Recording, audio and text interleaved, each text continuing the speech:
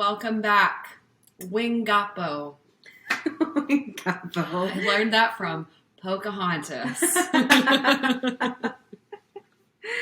We are twinning today in Yes. our true crime podcast and chill sweatshirt. We're the ladies in red. Oh, did we turn the mic on? Oh, shit. Oh my god, it's not even plugged It's in. not even plugged Okay, in. time out. Stop. Okay, well, our mic is plugged in now, so here we are are back. again. Take two and go. And depending on how shit quality that first intro was, gosh. here we are. We're matching. There, you got caught up. So. Yeah, like ladies in red. That's where Yes. That's where we were going. That's what we are today, ladies in red. Yeah.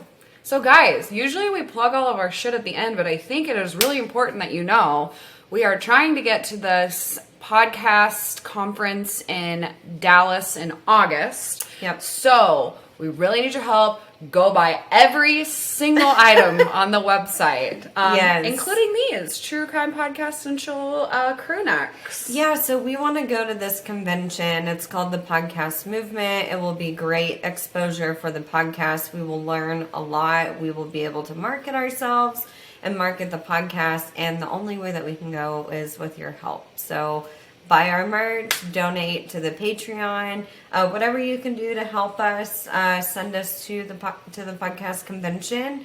We would greatly appreciate it. Heck yeah. But, it's a win-win if you buy our stuff because you also get stuff. So. Yes. Love that. Absolutely. Should we talk about your birthday weekend? Oh my gosh. Listen, this weekend was a weekend from hell. We had so much fun and we made it positive, but oh my God. It's one of those times where in the moment you're like, we are going to laugh about this later, but I cannot laugh about it right now. Yeah, so basically what happened was I booked this Airbnb. And I thought I booked it for 8 people. Come to realize I booked it for 2. The house could sleep up to 10 people, 3-bed, 3-bath home in Fayetteville, Arkansas. And I was very transparent with the hosts. I messaged them and let them know that actually more people than the reservation were staying. I paid the additional money. No big deal. Shouldn't have been a big deal. Long story short, they completely discriminated against us. They because we were all young adults, 20s, 30s, they thought that we were coming to have a full-on rager and party at their house. Yeah. And that did not happen. The first situation, Cadence and my sister went to the house, and they were going to decorate it, to surprise me. And by decorate, birthday. blow up some balloons, make, a charcuterie board, and, hang some streamers. That's it. Yeah, and, a cake. Yeah, and a stuff. cake. So they walked in. Cadence had a 12-pack of Miller Lite and a case of sparkling water. Crazy. Yeah. Crazy. Yeah, we are wild. And the owners called me saying that they were concerned that they saw 2 girls walk in with multiple 30-packs, thinking that we were throwing this big on rager. And I even told the owners, I'm like, that doesn't seem right because I don't like beer. I don't drink beer. Anyway, long story short, we got kicked out of the Airbnb.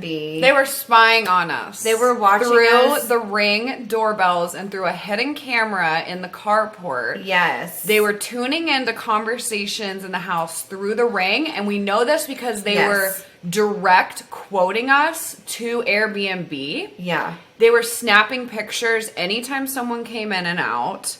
These people, they had their neighbors. Yeah, neighbors and friends, pull spying on us, taking pictures of us. Yeah, it was nuts. They said we had 30 people in the house, and then their proof of that was snapshots from the Ring doorbell of people in multiple outfits, because obviously, we got there looking like trolls, got dressed up, and then changed into pajamas, next day got up, looked like trolls. Like, each one of these were like a separate person to them. Yeah. Which is a great testament to my makeup skills, if I do say so myself. Exactly. It was seriously wild. So basically we blasted them to Airbnb. I'm still fighting to get a refund. They are approving of the second night stay, but not the full amount, like just the actual rental part, so not the fees or anything like that. So I'm like fighting with Airbnb to get the money back. It's literally a nightmare. My favorite part of the whole story is they called us trash. Yeah, they called us trash. Seriously. I'm like, well, they've definitely listened to the podcast then, because they're not wrong. Yeah, right? Because we are trash. They're like, I just can't believe this kind of trash. And I'm like, oh whoa, God. We're throwing out the big words. Yeah, it was wild. So wild experience. So, what's funny is we are adults and we were literally at the house for like 2 hours before we went out to dinner. Yeah. And that was to get ready and take pictures. And they thought that we threw this wild rager till 4 a.m, and that did not happen. So threatened to call the cops. It was an Airbnb story from hell. Yeah, it was so stressful. They called Alexa in total probably 50 times a day. Not exaggerating. Times. Yeah, while I was on the phone with Airbnb saying that they were harassing us, they kept calling me and texting me and messaging me through the app. And all of that. That's a hair. Yes. You can see it. Yeah. We're on orb patrol now. So it's like we are constantly watching for them. But I feel like now I can distinguish what's a fuzz and what's an orb. A dead person. Yeah. So, long story short, Airbnb from hell. But it's a great story. Yeah, if you see like modern bungalow in Fayetteville, Arkansas, little emojis in the caption. Yeah, 3-bed, 3-bath. Don't do it. Or if you're going and you're like, hey, what place do I specifically need to avoid? We'll let you know. Yeah, because they are wild. So bad. So bad. But I just had to get that story out of the way. Yeah. We should do like a whole video of it on YouTube. Oh my God, we should. It would be because we have like the text messages, we have their video, like their screenshots, like me holding my beer looking like a fucking monster. Like, oh my gosh. Yeah. So seriously. We'll probably do that. And then also coming up, we have video proof of an actual ghost. It is literally the scariest video I have ever seen in my entire life. Yeah. I think this video crosses my mind every single day at this point. So we have got it. We have approval from the person who took it that we can tell the story, we can post it, react to it, and you guys have to see this, so stay tuned for that. Yeah, that will be on YouTube as well. Probably gonna do like just a quick teaser video on the podcast for it, but you'll have to go to YouTube to see it. So. Yes. Oh my gosh. That's all the news I have. All right. That was some grand news. Wow, we were prepared for that intro. I'm so excited. I know. Okay, so Something Spiked? Yeah, Something Spiked. Also, never mind. Something Spiked. We are drinking. I just wanted to show you that if you'd like that, you have the full. Yeah, but then I got to get back to my notes. I know. Just letting you know. Okay. Have to teach my daughter something. Anyway, know sorry, anything about technology. So our Something Spiked is just a spiked coffee. So we drink this a lot on the podcast, and especially whenever it's early in the day. So it's 1 o'clock in the afternoon, and we are drinking a spiked coffee. So if you are 21 and up, drink along. And to the drinking word, I'm thinking blood. Yes. Okay, good. I was hoping you would pick that word. If you're not 21 and older, get your Milky and your Baba and sip along. Here we go. All right. Our videos and podcasts are for entertainment purposes. All information discussed was found on the internet. Keep in mind, we talk all things sinister that may not be suitable for all audiences. Viewer and listener discretion is advised. Boom. Guys, today, this might be a two-parter. I don't know. I'm just going to roll with it, see how this happens. But in my opinion, this is the most violent and disturbing story I have ever heard. Yeah, it's pretty bad. So be prepared. Triggers. Warning for the whole story. There is animals. There is the children aspect. There is the torture aspect. It is blood and guts, and I am getting into 99% of it. Towards the end, I kind of had to okay. I was like, we've said this already, so we're not going to say it again.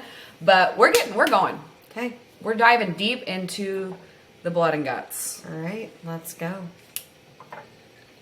Okay, we are officially in Gemini season. Woo! And that's why we are twinning. Oh my god! That's such a good idea. Wait, is this you or me? Wait, what is this? Wait, better nails. Definitely you. Okay. Here we go. Geminis are an air sign. They are intelligent, curious, cooperative. They are represented by the twins or two pillars, meaning two-faced or split personalities. So, y'all bitches.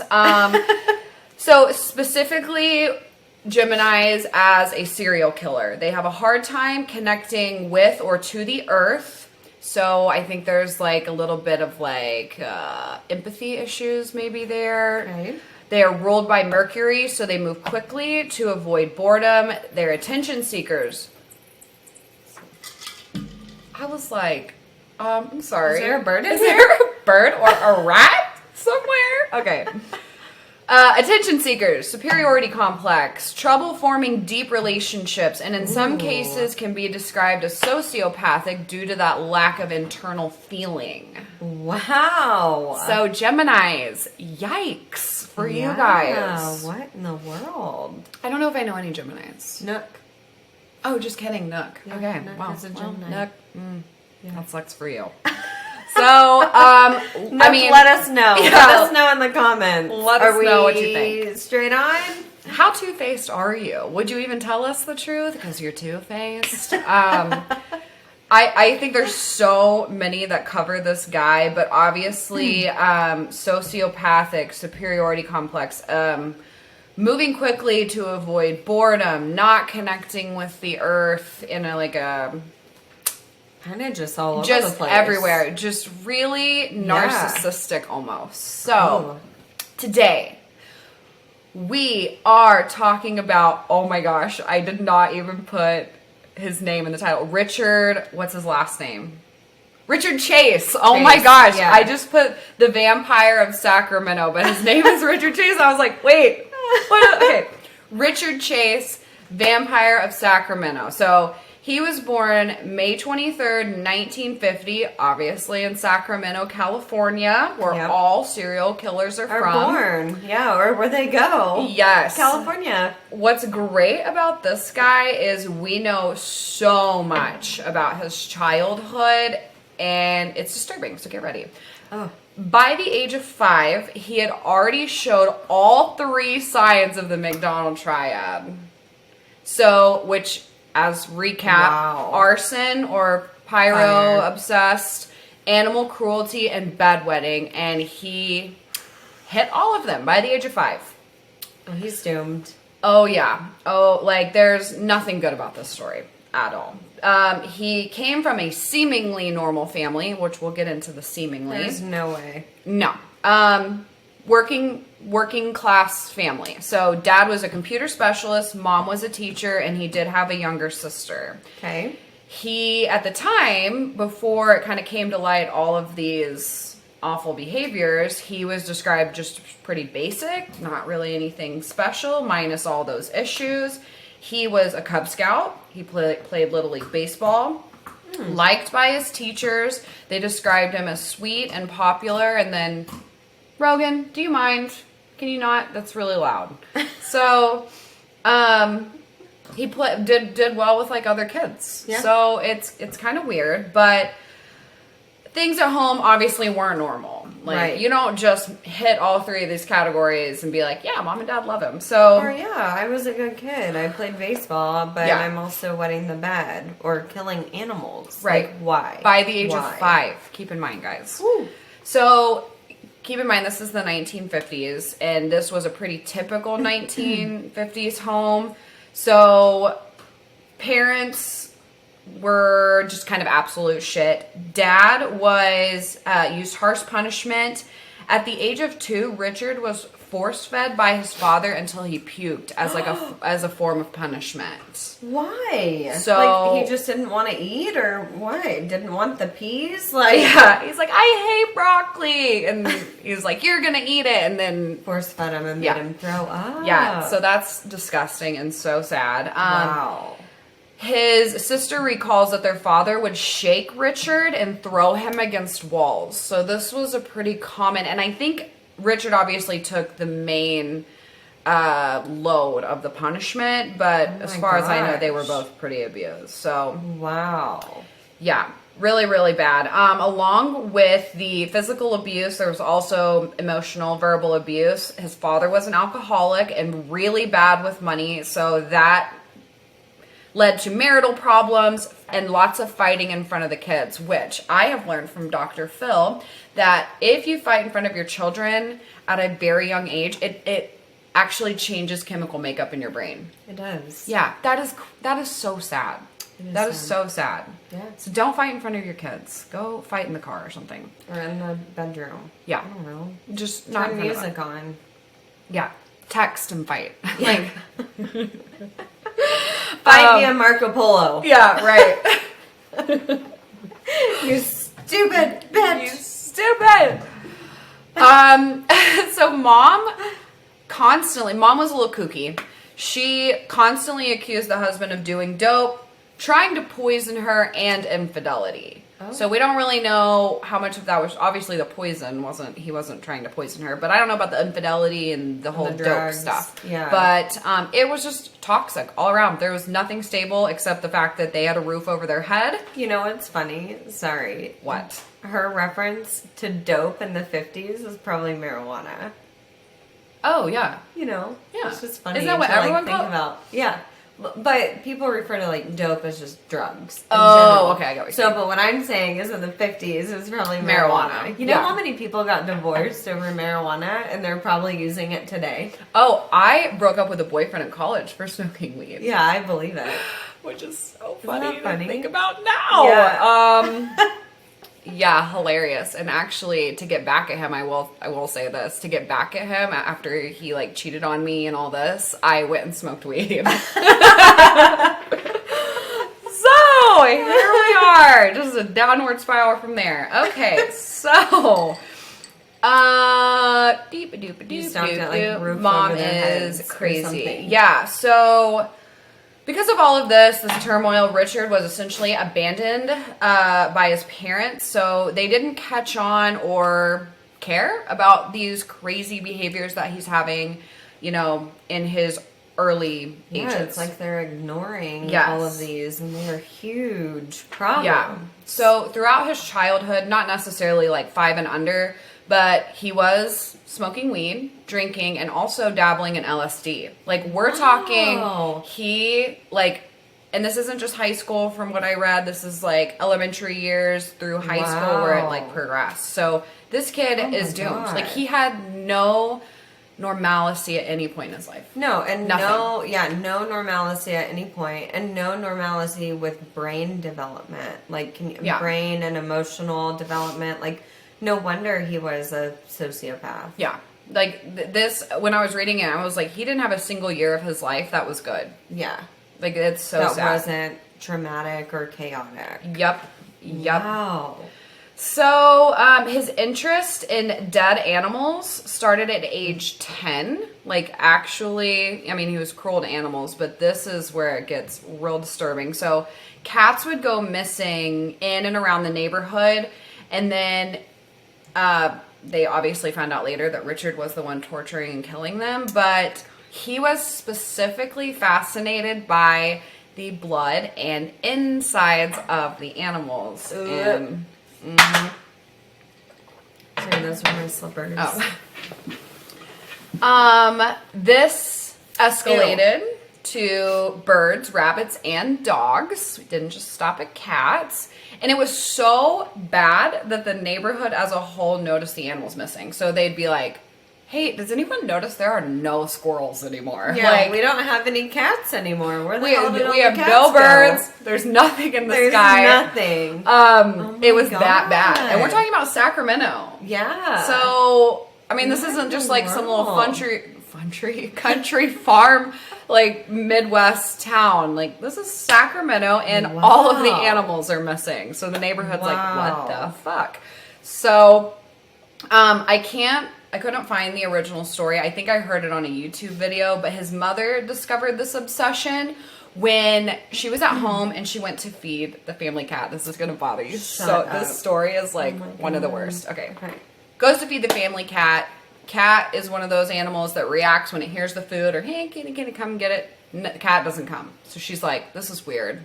So she starts looking around. Then she realizes, okay, cat is actually nowhere. This is really strange.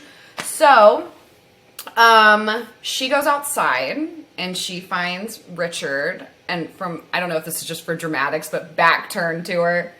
She goes to like touch him. He turns around. He's got the dead cat. He is covered in blood. Oh my God. And his hand, so like if you can imagine, like he's kind of like, I guess, holding it, and the other hand was shoved up inside the body of the cat.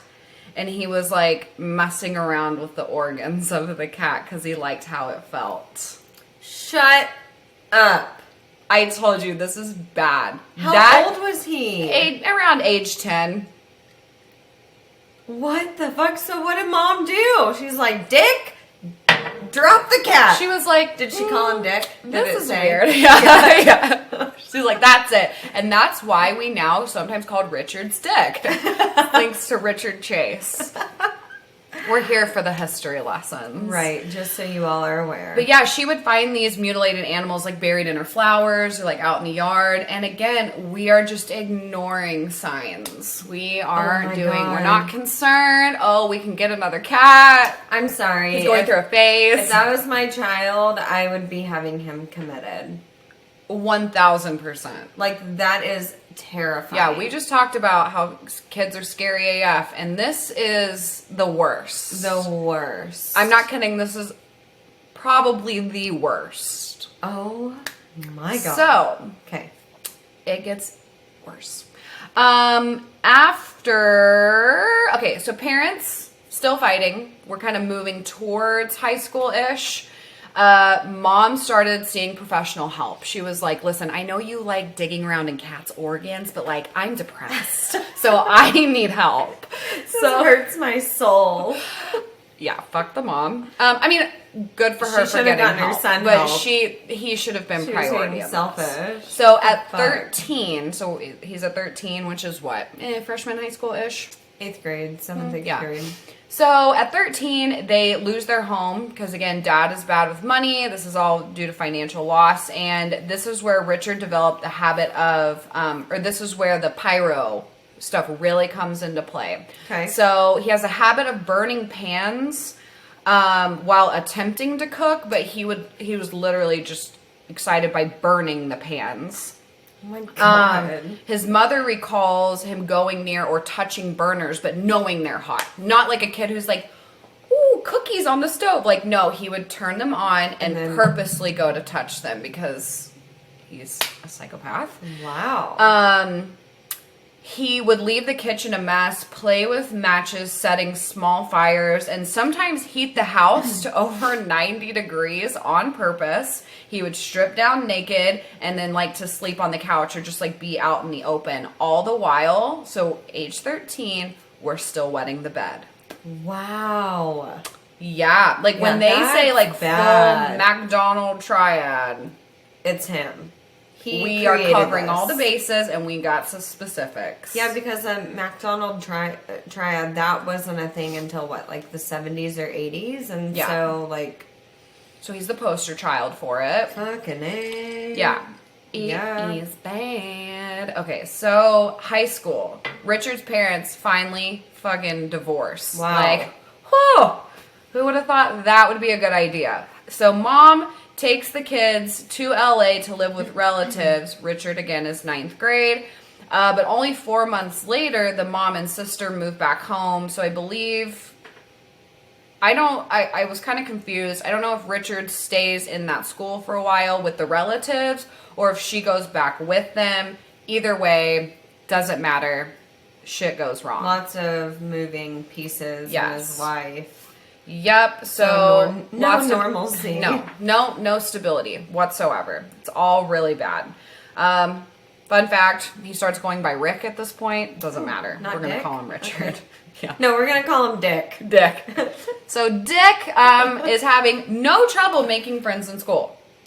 He's actually really well liked. He's semi-attractive. Wow. So anybody who talked about him, teachers are like, he had no trouble finding girls or friends.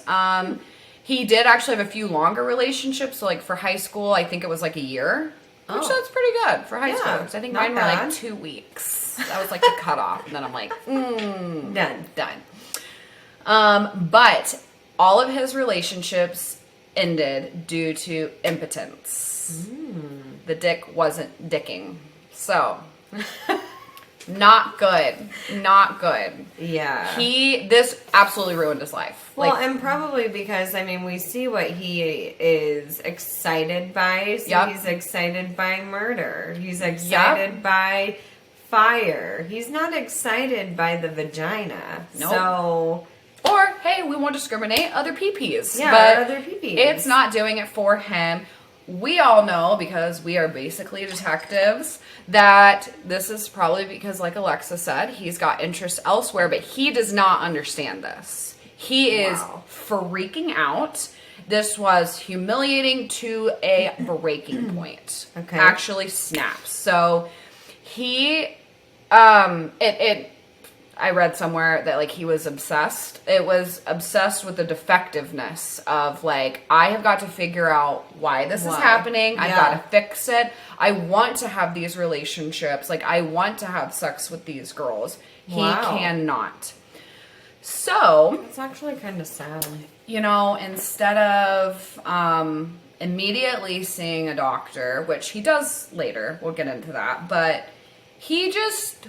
thought one day, it was just like, thought that his dysfunction was due to a lack of blood, which, okay, I see where you're coming from, because that's how penises doing. So in order to fix it, though, he needed animals' blood, or just blood. Shut up. He's like, almost like I don't have enough in my body, so I need to drink it. Wow. Gross. Wow. So, extreme behaviors begin if we hadn't already touched on a couple.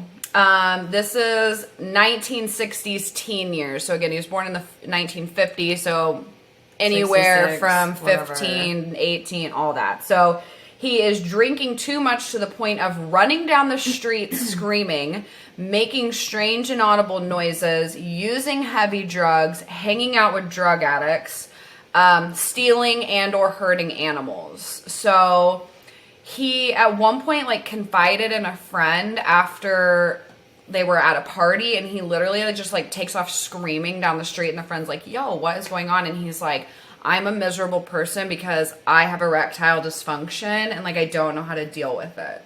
Aww. So it is so tragic. It is so tragic. Sad. And the poor kid, he was set up for failure. Yep. Unfortunately, his parents didn't give a shit. They fought the whole time, and they saw all the warning signs and didn't even think to do anything to help him in any capacity. And then so he's confiding in this poor friend, and God, that's so sad. So it's incredibly sad. So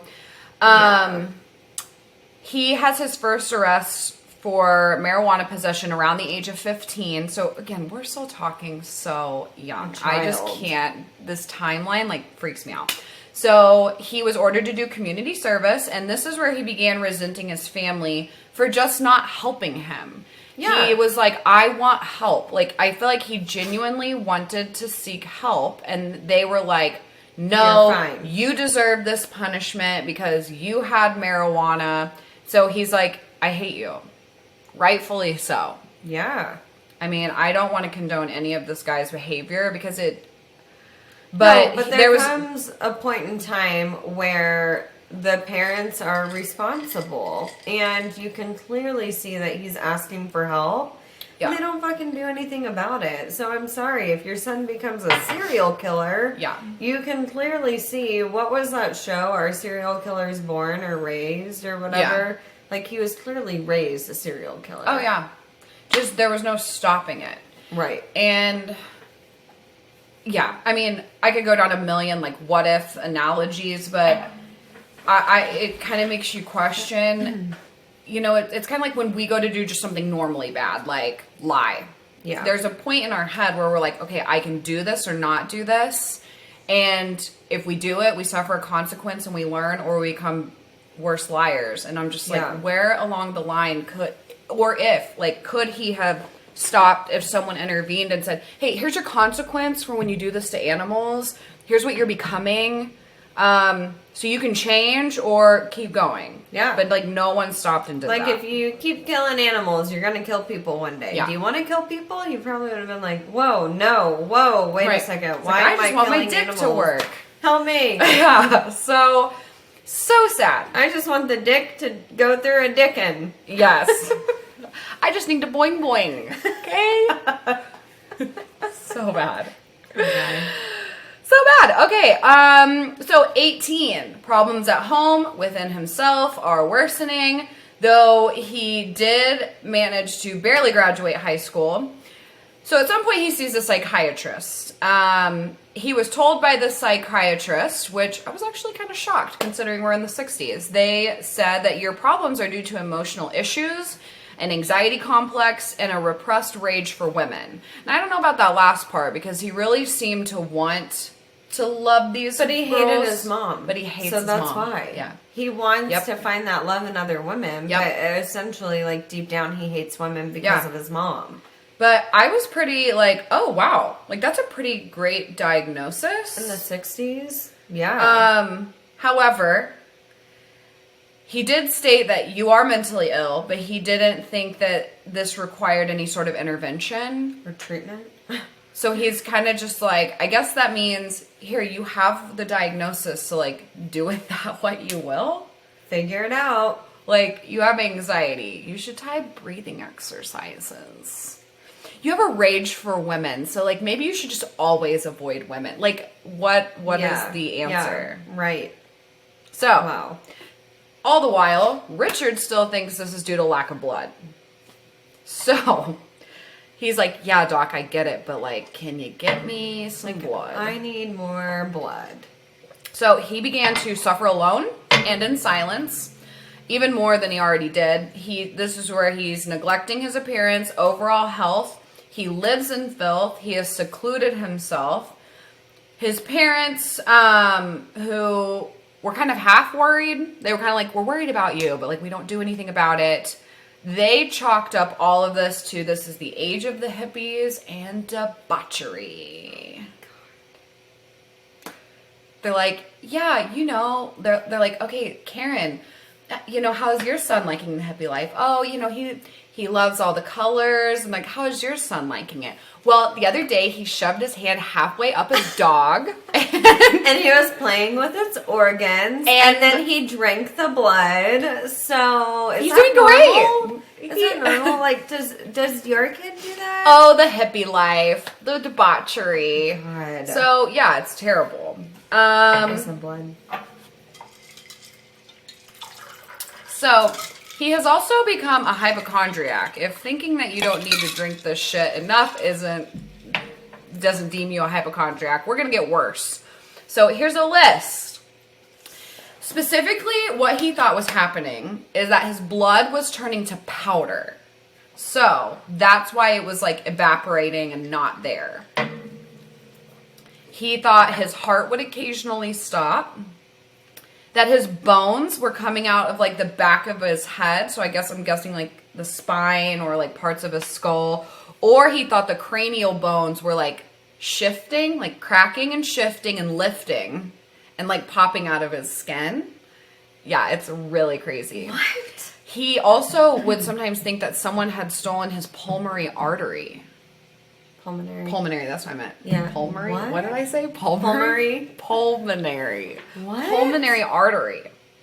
Yeah. Like, I don't know how Like he one would would be dead. do that. Yeah, you would be dead. Which we'll get to that. Okay. So he would hold oranges like in his hands, or he would put the peels like on his skin to absorb vitamin C. Mm-hmm. And he shaved his head because he was so convinced of the cranial bone shifting that he would like shave his head so he could watch them. Even though nothing was happening. No. Completely delusion. What in the world? So, and kind of what you said, you'd be dead. Sometimes he did think he was like a walking zombie. He sometimes thought he was dead because there's no other explanation. I don't have my pulmonary artery. My blood is powder. My bones are shifting inside of me. I must be a zombie. It's not funny, but it's terrifying. What in the world? I mean, all you gotta do is look at yourself in the mirror and know that none of those things are happening, but... No, but he saw them. Yeah, so he's like clearly schizophrenic. The LSD, too. Keep in mind, this guy's on LSD. Yeah. Oh, yeah. He fucked himself up. LSD and drinking on top of it. And smoking weed and whatever. You are mentally ill. Drinking blood of rodents. Yeah, ew. I mean, don't knock it till you try it, I guess. I mean... Okay, so overall, this was his conclusion. He needs to he would devour raw animals, sometimes mix them up in a blender, like we're talking organs, all of it. Drink a mix of their blood with a side of Coca-Cola. Heck off. In order to prevent his heart from shrinking to the point of disappearance. Like, that was the fear, that his heart is just going to get smaller and smaller and then just... like, go away. Like, black hole it, I guess. I don't know. Oh, my God. Yeah. Ew, that probably tasted terrible. Can you imagine the smell? I will say this. I had a sip of a fancy cocktail one time that had, like, bone marrow something in it. Yeah. And that alone was so disgusting because you literally thought, and listen, guys, I eat rare steak. I was like, this tastes like pure iron or blood. Like, if I could imagine somebody pouring blood into a cocktail, that's what it would have tasted like. It was so metallic and metally that that's the only thing I can halfway compare it to. Yeah. Or like you cut your finger and you... Yeah, like that's like... You're like... Gotta keep my heart from shrinking. I mean, I've had like bone marrow at a restaurant. Like roasted bone marrow, and then you like spread it on the bread. But they put like garlic in it and all that bullshit. So what do you really like taste? You don't taste the bone marrow. You taste like the garlic. Yeah. But I cannot imagine killing animals, grinding up their intestines and their guts, and putting all their blood in there. And then, like, fucking drinking it like a smoothie. Yeah, no, that's what he would do. With a side of Coca-Cola. It was like a smoothie. Like, even your chaser, because that tastes like shit. Yeah.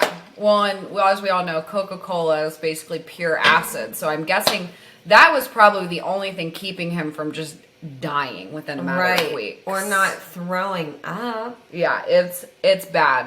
And it was definitely taking a toll on his appearance. So if you Google pictures of him...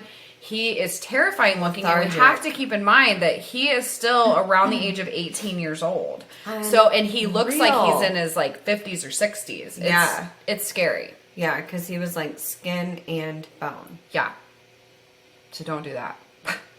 Don't do it. Leave the animals alone. Leave them alone. They didn't do anything. No, I'm just kidding. Except the cows. Fry them up and put them next to a side of mashed potatoes for me. Yeah. Okay. Anyways. Richard, 1976, he enrolls in college, because why not? His roommates, which he did have... Hang on. I love how he's, like, still trying to be normal. Like, he thinks he's, like, a normal kid at this point. Right. Or a normal young adult. He's like, yeah, I'm going to go to college. Like, he's like, I have to know what I want to do with my life. Yeah. Okay, sorry. It's like, maybe I'll be a history teacher. Like, what did he want to go to college for? I'm going to be a psychiatrist. I'm going to be a butcher. Yeah, he probably should have. Definitely. Would have been a little more successful. I don't know. I don't know. It's one of those things like that could go south really bad. really fast. Yeah. So, has a couple roommates. They ask him to move out after seeing some odd behaviors like walking around naked or nailing doors shut for the sake of privacy. He is like, I need some privacy. And he's like nailing doors shut, okay? Guy is desperate.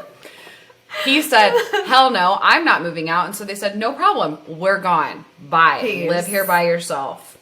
So he is eventually committed to a mental hospital for having schizophrenic episodes, like all of these delusions. And then he escapes. Yay for all of us. I don't know how he escapes. Probably walked out the front door. Yeah. So he leaves. He's Okay. like, bye. But then he is, I guess, picked up. He is placed in Beverly Manor. It's another mental facility where he earns the nickname Dracula. Why did he go to the mental facility in the first place? Delusions. All the delusions? Yep, the delusions. Somebody reported They it. were like, this guy's fucked They're up. like, I'm so sick of my neighbor screaming naked running down the street. Saying that, like, shit's coming out of his head. Yeah. And, yeah, okay. So delusions got him there, and now he's back. So he was once discovered at this mental facility with blood around his mouth. There were dead birds outside his window. Their necks were broken.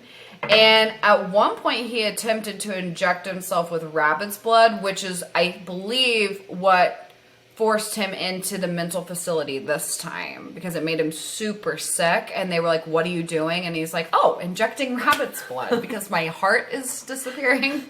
And my penis won't work. Because little Dickie down there isn't dicking, okay? He ain't so dicking. I'm injecting this rabbit's blood in my veins. He's like, aren't you a doctor? Don't you know this? Don't you know this is my treatment? Like, this is what I should be doing. I understand it's abstract and holistic, but trust me, eventually it's going to work. It works. It works. Yeah, my question is, at what point, because he's been doing this for years, like at one point is he's like, this isn't working. Yeah. Well, he didn't, ever. No. So he was a big believer in this method. Unbelievable. So he was eventually released for no longer being a danger to anyone. Because there weren't any animals around. Because he was locked up. Keep in mind, he did. I also want to know how he's capturing these birds. Because I don't know if you've ever tried to catch a bird. I imagine it's difficult. Yeah. But he like, was. What the To hell? a point, people noticed there were no birds in the sky. It's so extreme. Okay. It wasn't the bird flu. No. Okay. It was Dick. It was Dracula. Chase. Dick Chase. So, after he was released, he was sent back with his mother. He's around 25 at this point, and his parents were granted a conservatorship over him. But course. because they just love and care about him so much, they don't give a shit. No. So, again, it's kind of the whole, we're concerned, come live with us. But then they don't supervise his meds or him. And it's one of those conservatorships you have to renew every year. So after the first year, they were like, meh, he's fine. Whatever. So now, nothing kept him legally bound to his mother specifically. So he moved out for fear that his mom was poisoning him, which I think that's why the mom wanted to leave the dad. Yeah. Because she thought. So I think there's some Mental illness. history of in the mental whole illness family? here. Gosh. Yeah. Okay. So all of those weird, odd behaviors, like the mumbling under his breath and the screaming and the animals and all that, that continued. Alone in his apartment. So nothing has changed. Nothing is better. August 1977, police, and this is where we're all going to want to run around and scream. So police find Richard walking around the Lake Tahoe area, nude, Of course. covered in blood, Oh my god. carrying a bucket with a liver, and that's inside of his pickup, which is also covered in blood.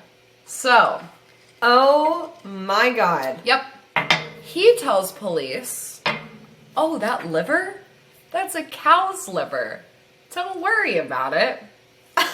And they believe him. So, Shut up. which regardless of whether it was a cow's liver, Which it clearly wasn't, right? Or why? was it?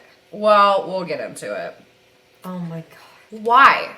Well, why? And where's the cow? Yeah, where's the cow? Why do you just have the liver? Why is everything covered in blood? Why are you naked? Yeah, like, why are you naked? Like, what the fuck? Yeah, so he also had 2 rifles in his truck too, like just full out exposed, which I don't think you can do in California, but they were like, anymore. Maybe whatever. At that time. Yep. That's fine.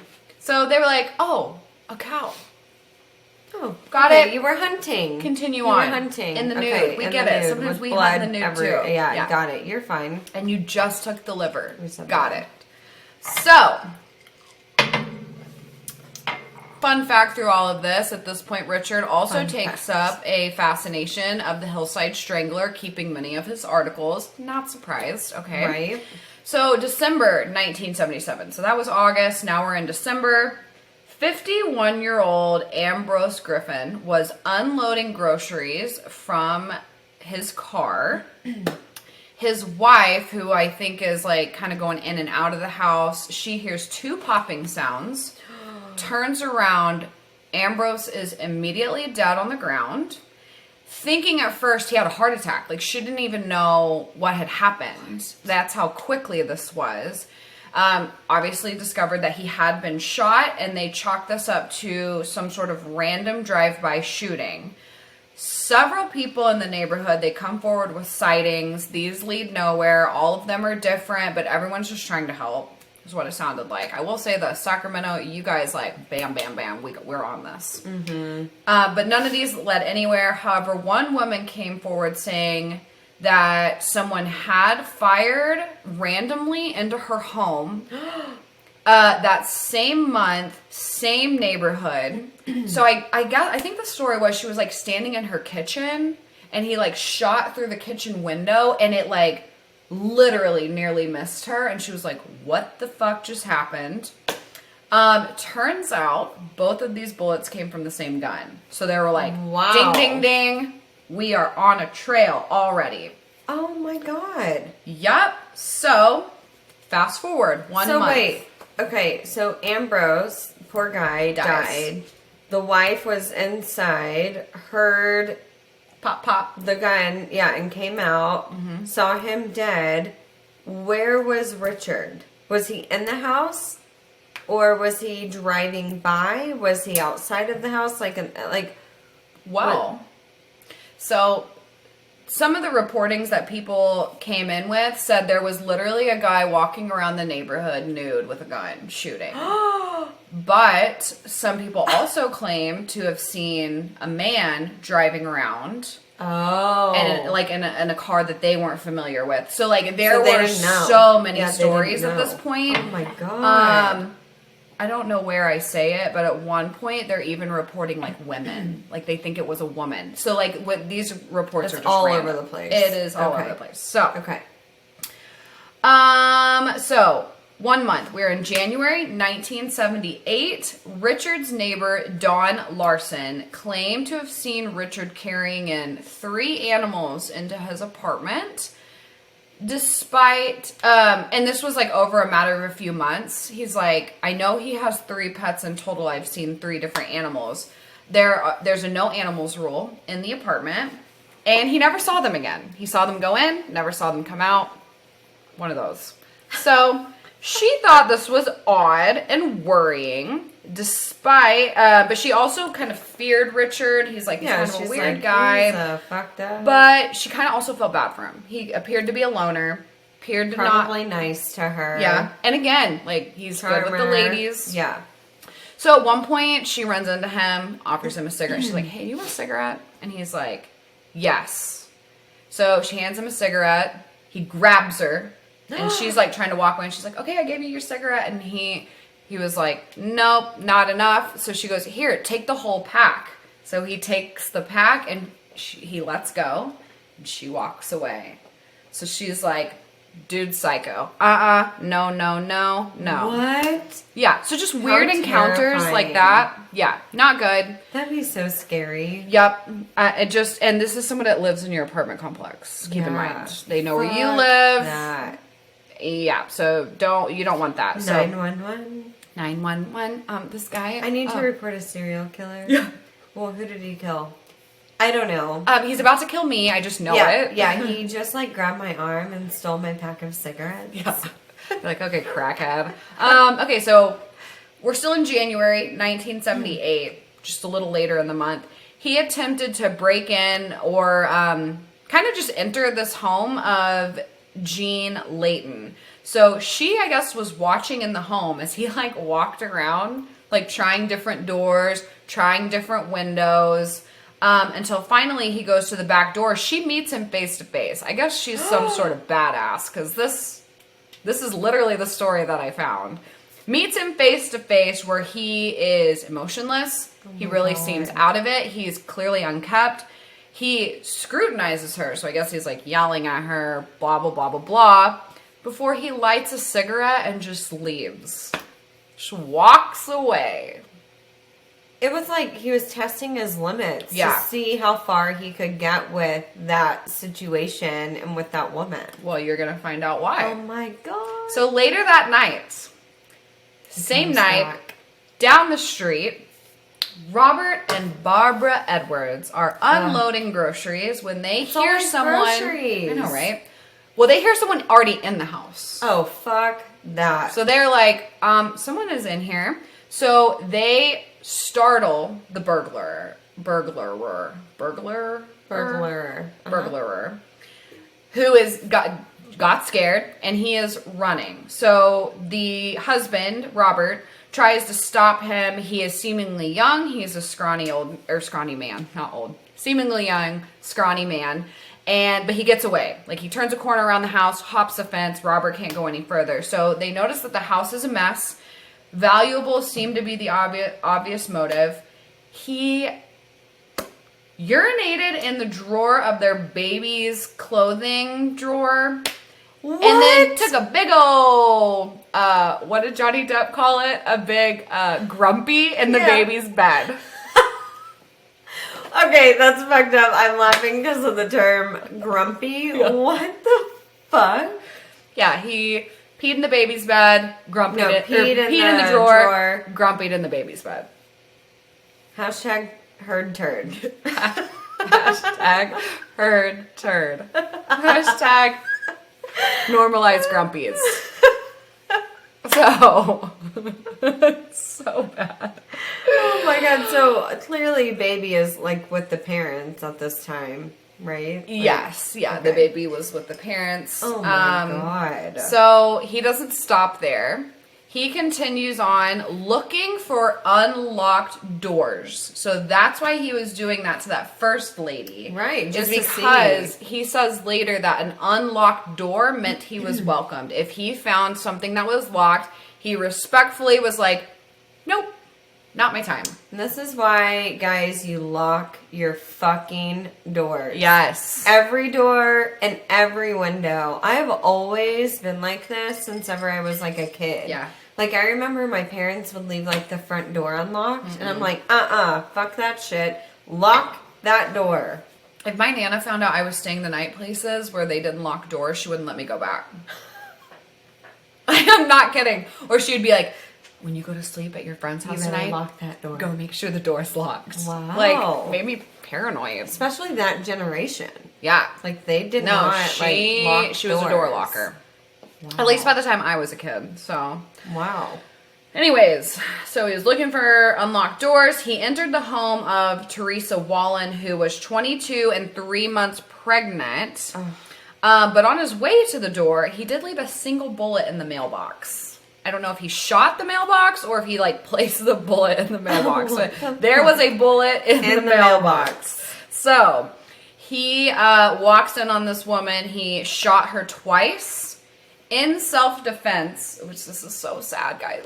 This is where we get into the really bad stuff. In self-defense, she raises her hand so the bullet goes through her palm, out her elbow, and then nicks, I think it was her shoulder through her arm, exiting out her elbow. Oh, sorry, went through her skull. That was not funny. Really bad. So that line drive. So she would have had to have been, I guess, like raising her hand like up. that. Yeah. But it travels like, that's got to be so painful. Obviously, it killed her. Went through her skull, and then he stood above her and open fired. And I believe at this point, I know automatic rifles come into the story later. I don't know if that's what we're using at this point, but when he shot these bodies, he mutilated them to the point of not being able to recognize them. So we're not talking a pow. We're talking like open fired on a body that's 2 feet away from you. So this is his first murder. We know of. Yeah, because he shot the guy. No, that guy. Sorry. We just don't know that's him. But right. So this is, I guess, his second. So open fires on this poor pregnant woman, and then he drags her body into the bedroom and leaves. So her husband, he arrives later that evening. The house is dark. The stereo is on. And he thought he saw oil stains on the floor. And so he's like, this is weird. Follows the oil stains into the bedroom where... It wasn't oil. It wasn't oil. He finds his wife, like, kind of splayed out, obviously, like, in a sexual position. It indicated sexual assault. She had been dressed down. He had not only shot her to death, but stabbed her repeatedly. Cut off and or mutilated most of her body parts. So, like, at one point, he, like, cut off a nipple. And, yeah. I mean, just, like, little tiny things, like, all over the body. Oh, my God. She was clearly already dead at this point. But she was dead upon the shooting. So, he literally shot, like, obliterated her. So sad. And then he finished everything by shoving dog feces in her mouth. Found dog feces in her mouth. He disassembled. So one of his big things, and this stemmed back to when he was a kid with the animals, is he would take out body parts and then want to put them back in. Like really play with internal organs. It's disgusting. So... they had noted that her body and like internally he'd like opened her up, disassembled things, and then tried to replace them. Also, keep in mind she's pregnant. So this is terrible. They found blood in the bathroom where they later find out that Richard had smeared his face and hands and went into their trash and got a yogurt container from which he drank the blood.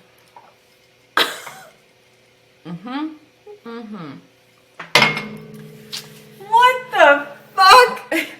This dude is fucked up, man. It's bad. Okay, so we're gonna continue. Here's the thing. Albert Fish was fucked up because he did a lot of like similar things, but yeah, it's bad, guys. It's bad. Fuck. I have a huge knot in my hair. Okay, I got it. Are you matting over there? Just like that section. Okay, got it. 4 days later, we are on a roll with the sacrificial. I'm sorry. Hang on. Yeah. Can you imagine being the significant other or the husband, and you walk in and you think what you think is oil, and you're like, what the fuck? Because obviously when blood oxidizes, it turns brown. So it looks like oil. And then you walk in and you see your wife. Something out of Saw. But you don't even know if it's your wife. Because it's like, she's that mutilated. Yep. I can't even imagine. No. Can't even imagine. I mean, you would want to die. You would literally want to die. Wow. You would, how do you go on from that? How? So, wow. It's terrible. 4 days later, Danny Meredith is found dead in his hallway. There was a pool of blood from a gunshot to the head.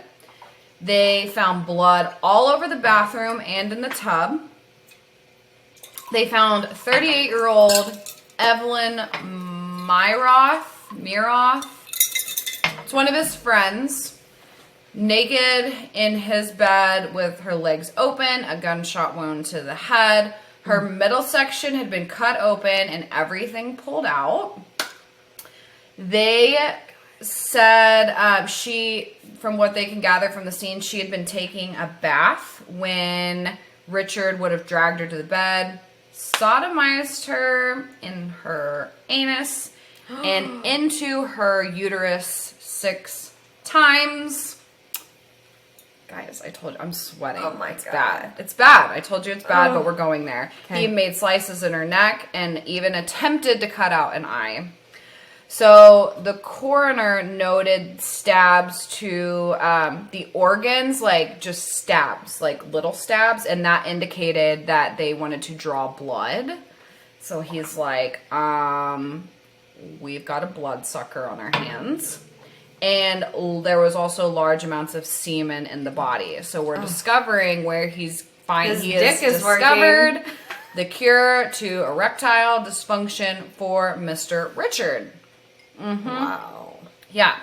So No wonder it was only 4 days later, because he's like, wow, my dick works. yeah, This is exactly. all I He's need. like, gotta keep going.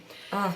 So follow me with this on this a little bit, because there's a whole reason to why these people are all together. But Jason is Evelyn's son, so the friend of the guys whose house we're at. Okay. He was found shot in the head in the bed next to her. So you can only imagine what he had to endure seeing or whatever. Bloody footprints were left at the scene that resembled footprints in the previous case. So we're like making connections. At this point, police, I think after the first murder, because it was so brutal, they were like, serial killer. We have a serial killer. We have a sick fuck. So a neighbor girl had seen movement in the house and reported his appearance to the police. This fit the description of a man who was reported walking around the neighborhood asking for magazines. Literally just asking. Like an actual Like magazine or a gun magazine? No, a gun magazine. Shut the fuck up. He's like asking for ammo. Yeah, literally. Like, hey, do you have any ammunition? I'm going to go and kill your neighbor real quick, but do you have any that I can have? Real quick. Oh, wait, I need to go back to that mailbox where I put that bullet in there. Bullet. Yeah, I need that. So they were like, oh, that guy? He might be linked? Like, you don't even, like, call the police. So we have a neighbor or someone walking asking for fucking ammunition. Yeah. So, they're, like, on the trails of this guy. So what happens in this story is Evelyn, so the 38-year-old, she was babysitting a little boy named David. And Danny, let me think here. Danny was her friend, and so I believe they were all at the house together. No. Man, it was a really weird story. Long story short, Danny, Evelyn, they're friends. Evelyn does have someone else's baby that she is watching, and she is also there with her son. This neighbor girl, because they were like, hey, we haven't heard from Danny in a while. Someone sent this little girl. They were like, hey, run down the street really quick and just see if like you see him in his house. And she saw movement in the house, and so she's like, yeah, it's fine.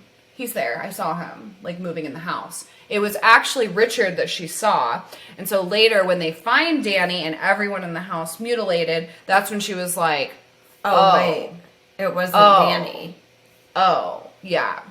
So it was this really like bad thing. So God. Everyone is found except David, the baby.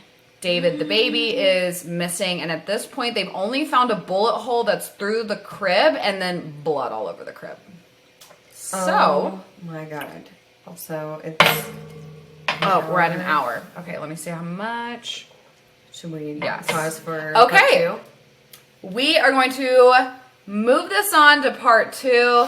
Guys, if you've made it this far, you are champs. But we promised you that when we do our podcast, we are going to go there.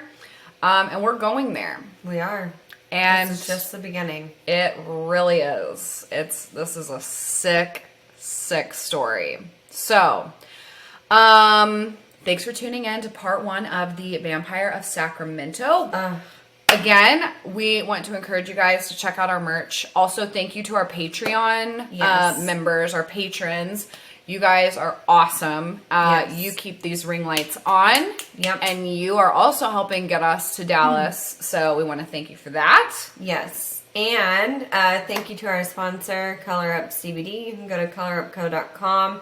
Use code SINISTER20 for 20% off of skincare products. It gives you this glowing look that we both have today.